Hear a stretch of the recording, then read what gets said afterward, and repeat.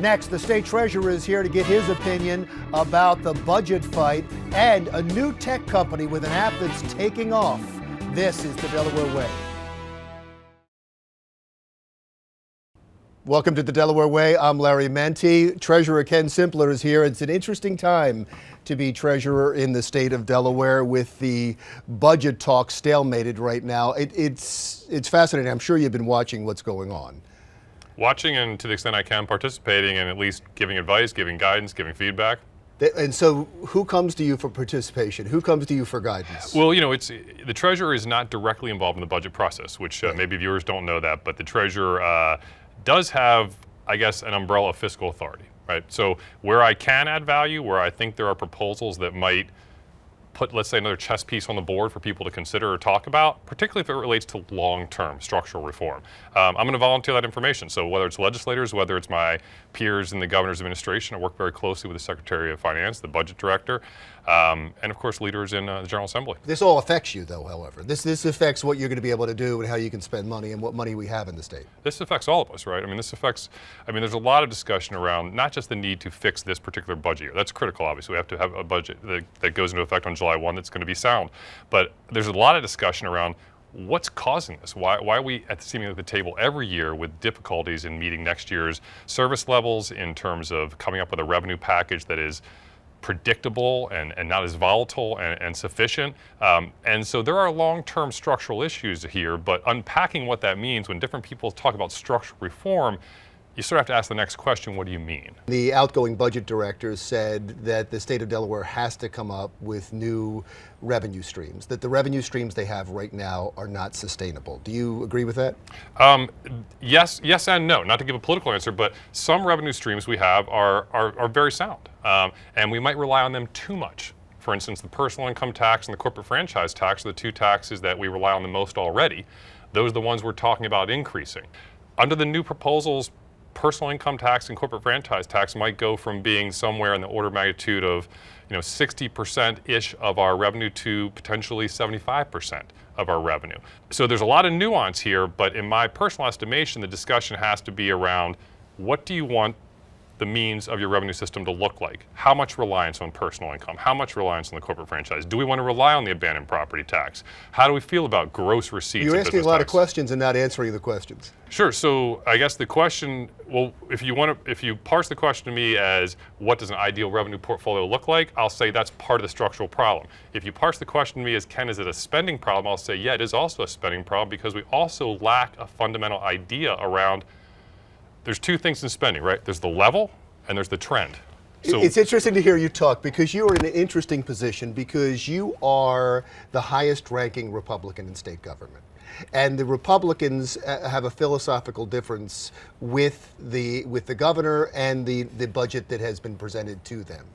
And so you have an interesting point of view because you need the money, the state needs the money, and yet you are part of the Republican Party who is fighting increasing the very things you're talking about. And I think it is fair to frame it as two-party system, right? We're a two-party system, but both sides want sustainable levels of spending. Republicans don't want a small, ineffective government any more than Democrats want a large, incompetent one. But there does have to be a fundamental step back and say, at the systemic level, what can we afford to spend as a people? What is that tied to, Larry? Is that tied to what the whole economy in Delaware is? And what can it grow at? Can it grow at the rate of inflation? Can it grow at the rate of what our personal means are?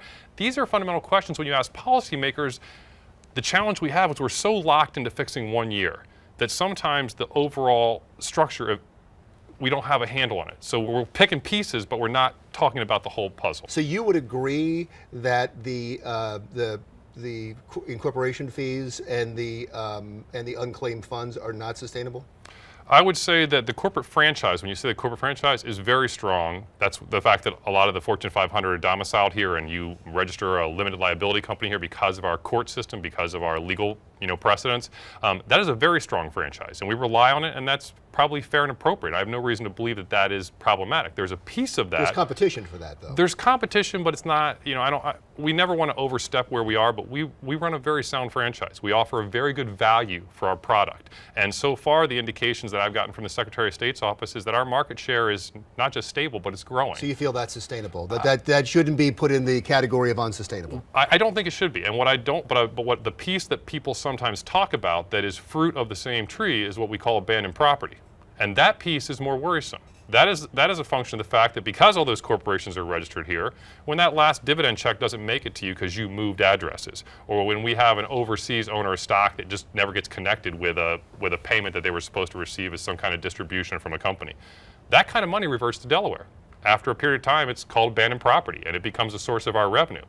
Now, when that was 1 or 2 or 3% of our revenues in general fund, that was one thing. When it gets to be 15 or 16% or 12% or 11%, I get more worried about it. End of the day, a business model that relies on other people not finding their money is not a great business And it's probably model. worrisome that you have several states suing you, saying that that money belongs to us. There's always going to be court disputes around this kind of found money. There's no doubt about it. Now, the legal precedents are very strong on our side, but at the end of the day, I'm more worried about technology. How hard is it going to be in the future to connect you to small pieces of your money?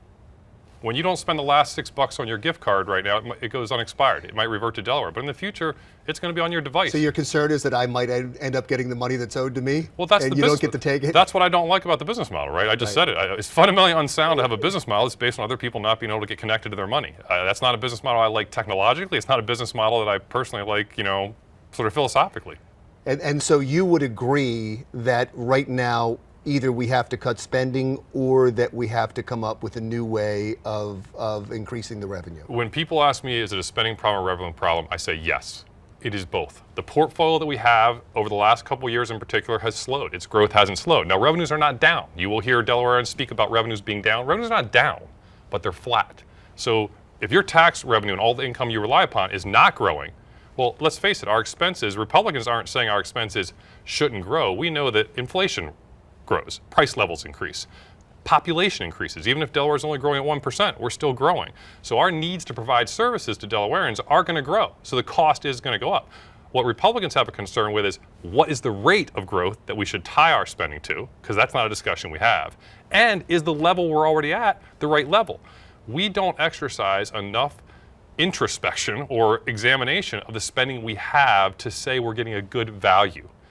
We're not all Republicans and Democrats about lower spending or higher spending, but we're all about good value. If we spend a lot and get great results, I can find conservatives that'll support that. If we spend a little and get a lousy bargain, I would hope I could find progressives who would be upset about that. So to me, the nexus is around what are we getting for the spending? And that's another big part of the discussion that gets left on the table when we just fight about too much revenue or too little revenue or too much spending and too little. It's the combination. We'll continue our conversation with Treasurer Ken Simpler in a second and talk about his upcoming run for governor when the Delaware way continues.